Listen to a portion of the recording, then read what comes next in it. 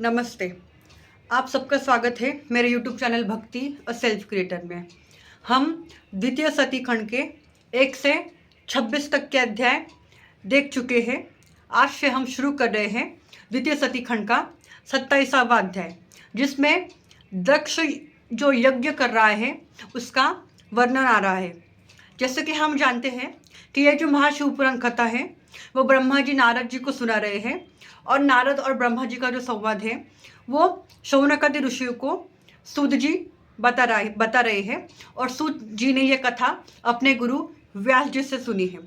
अभी हमारा 27वां अध्याय शुरू हो रहा है।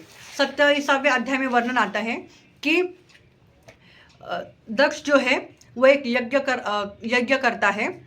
उस यज्ञ में वो सभी ऋषि देवता सुर असुर सभी को आमंत्रण देता है। उस यज्ञ में गंधर्व विद्याधर जिनको बड़ी बड़ी सिद्धियां प्राप्त है, सभी नाग जितनी भी जातियों के लोग होते हैं उनको वो वहाँ पे निमंत्रण देता है।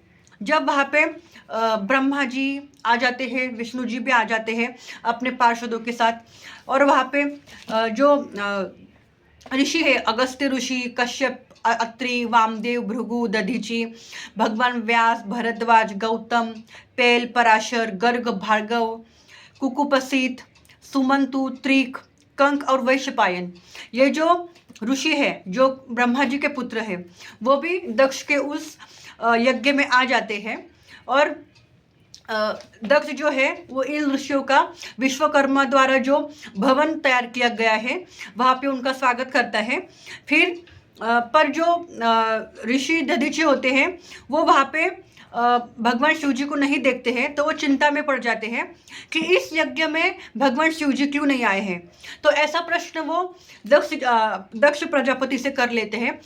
दधीचि ऋषि पूछते हैं दक्ष से कि यहाँ पे भगवान शिव जी क्यों नहीं आए हैं। तो दक्ष जो है वो कहते हैं कि मैंने भगवान शिव जी को निमंत्रण नहीं दिया है। वो कपालधारी है, माताहीन है, माता पिताहीन है, कुलहीन है, और उनमें बहुत अभिमान भी है, इसलिए मैं नहीं चाहता कि वो मेरे यज्ञ में प्रवेश करे। तो जो दधीचि है वो दक्ष जी को ये उत्तर देते हैं कि भगवान शिव जी है जो वो नीलकंठ है, उनके बिना कोई भी यज्ञ पूरा नहीं होता है, क्योंकि वही साक्षात यज्ञ है, यज्ञ का स्वरूप है। आपने उनको यहाँ पे न बुला के अनुचित किया है, तो मैं अगर यहाँ पे भगवान शिव जी नहीं है तो आपके इस यज्ञ में मैं नहीं सम्मिलित हूँगा। ऐसा कहकर दधीचि ऋषि जो है उस यज्ञ से चले जाते हैं, और जो उनके साथ जो शिव भक्त होते हैं वो भी उस यज्ञ से निकल जाते हैं। ये चित्र देखकर दक्ष मुस्कुराते हैं और कहते हैं कि इससे मुझे कोई समस्या नहीं है, जो शिव भक्त है वो मुझे इस यज्ञ में चाहिए भी नहीं। ऐसा कहकर दक्ष प्रजापति अपने चेहरे पे एक मंद मुस्कान दे देते हैं। इससे दधीचि ऋषि के जाने के बाद जब जो बचे हुए मुनि रहते हैं, देवता रहते हैं, असुर रहते हैं, सुर रहते हैं, वो शिव जी के माया से मोहित हो चुके होते हैं और उस यज्ञ में वो ठहर जाते हैं। यहाँ तक मैंने आपको जो सुनाया वो द्वितीय सती खंड का 27वां अध्याय है, जिसमें दक्ष ने जो यज्ञ किया है उसका वर्णन आ रहा है। अभी हम 28वां अध्याय सुनेंगे द्वितीय सती खंड का, जिसमें सती अपने पिता के घर यज्ञ के लिए जाती है। ब्रह्मा जी नारद जी से कहते हैं कि सुनो नारद, गंधमादन पर्वत पर सती अपनी सखी विजया के साथ घूम रही होती है, क्रीड़ा कर रही होती है। तब वो चंद्रमा को रोहिणी को आज्ञा लेकर जाती हुई देखती है।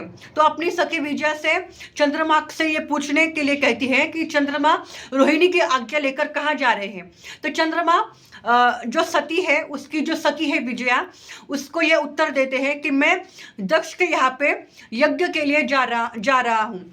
ये वृत्तांत जो सती की सखी विजया है वो सती को जाकर देती है कि चंद्रमा जो है वो आपके पिता दक्ष के यहाँ पे जो यज्ञ हो रहा है वहाँ उसके लिए प्रस्थान कर रहे हैं।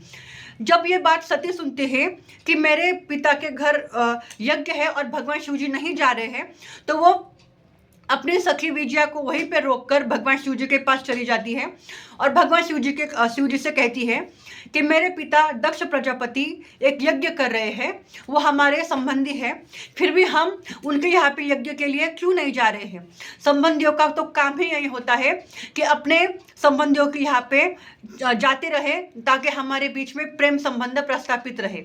सती का ये वाक्य सुनकर भगवान शिव जी कहते हैं कि आप योग्य कह रही है, पर हमारा वहाँ पे जाना अनुचित होगा, क्योंकि दक्ष प्रजापति ने मुझे वहाँ पे आने के लिए निमंत्रण नहीं दिया है, और जो बिना बुलाए दूसरों के घर पे जाता है वो सदैव अपमान का ही पात्र होता है, चाहे वो इंद्र क्यों ना हो, वो छोटा ही बन जाता है।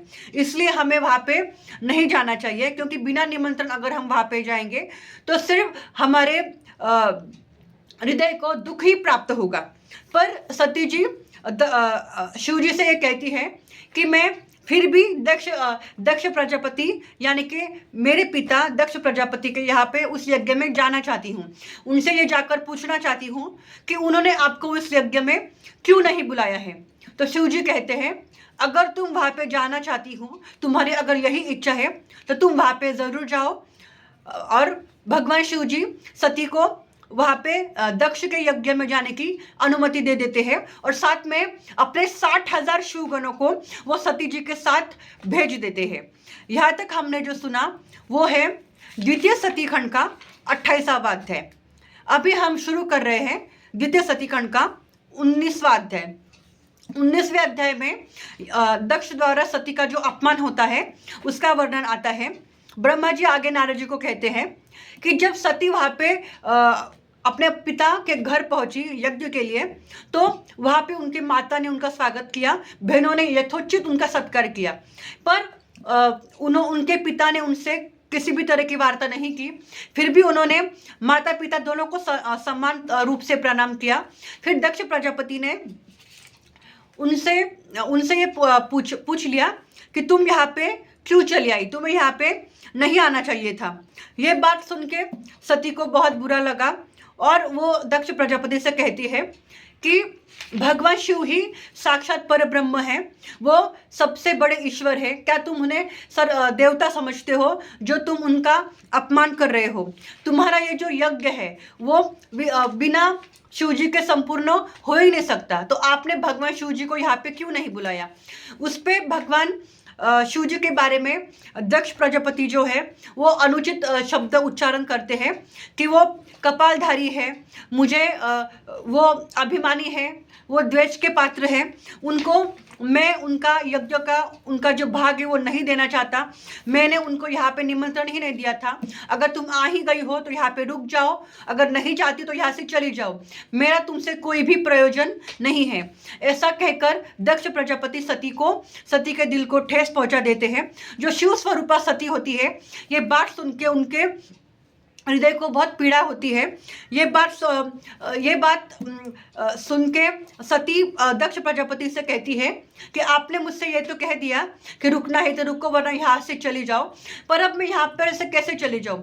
जब मैं वापस शिव जी के पास जाऊँगी और वो मुझसे पूछेंगे तो मैं उनको क्या उत्तर दूंगी कि मैं वहाँ से आपकी निंदा सुनकर आई हूँ। जो भगवान शिव की निंदा करता है या सुनता है वो तो नरकगामी होता है, और मेरा जो ये शरीर है वो अपवित्र हो गया है, नरकगामी हो गया है, क्योंकि मैंने उनकी निंदा आपके मुख से मेरे कानों से सुन ली है। तो मैं अब अपना कौन सा मुख लेकर भगवान शिव जी के पास जाऊं?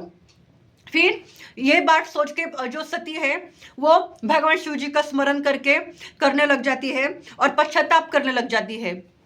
फिर वो दक्ष प्रजापति से पुनः कहती है कि तुम घोर शिव निंदक हो, तुम अपने इस यज्ञ पे अभिमान ना करो, तुम्हारा ये यज्ञ कभी सफल नहीं होगा।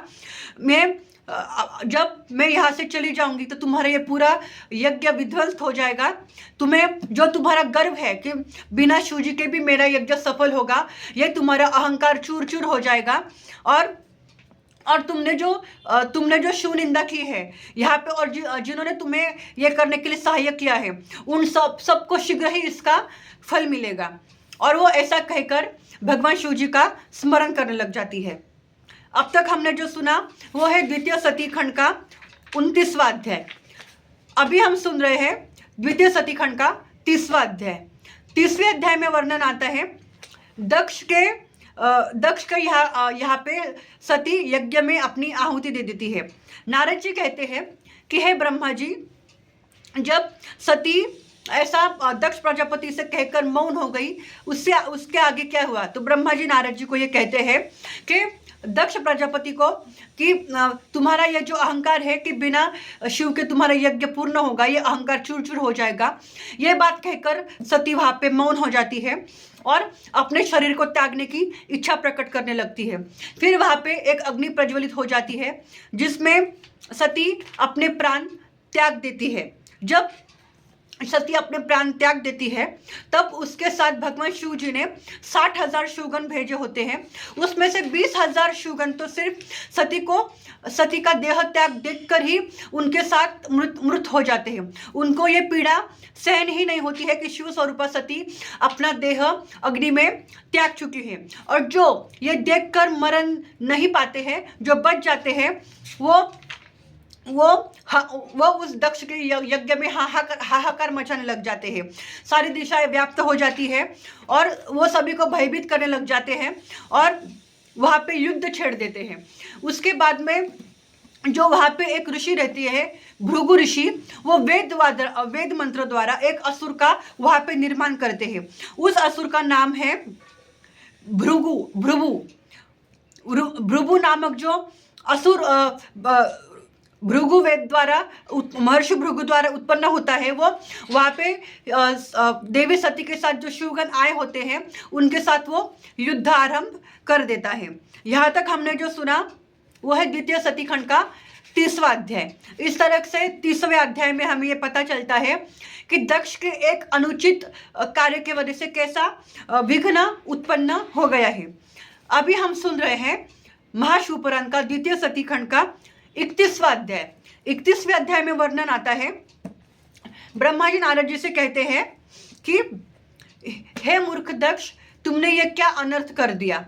तुमने सारे संसार को अभी एक बड़े संकट में डाल दिया है। तुम्हें शिव भक्त दधीची की बात मान लेनी चाहिए थी। जब तुमने अपनी पुत्री सती का अपमान नहीं करना चाहिए था। वो सदैव तुम्हारे लिए सैव्य थी, वो साक्षात देवी थी। क्या तुम ये भूल गए थे कि तुम्ही ने देवी की आराधना करके उन्हें शिव जी के साथ विवाह करने के लिए उत्पन्न किया था?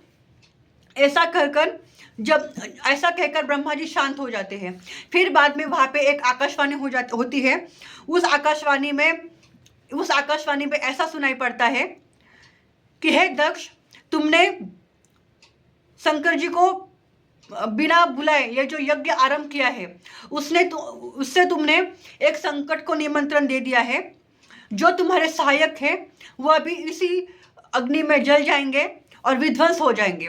और जो देवता अपने आप को इस संकट से बचाना चाहते हैं, जो शिव के विरोध में नहीं जाना चाहते हैं, वो यहाँ से तुरंत चले जाए और अपनी स्वयं की रक्षा करें।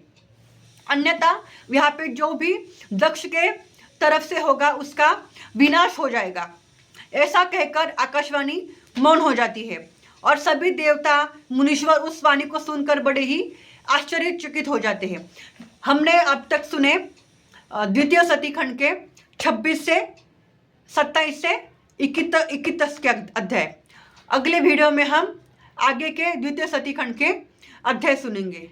तब तक के लिए सांब सदाशिव।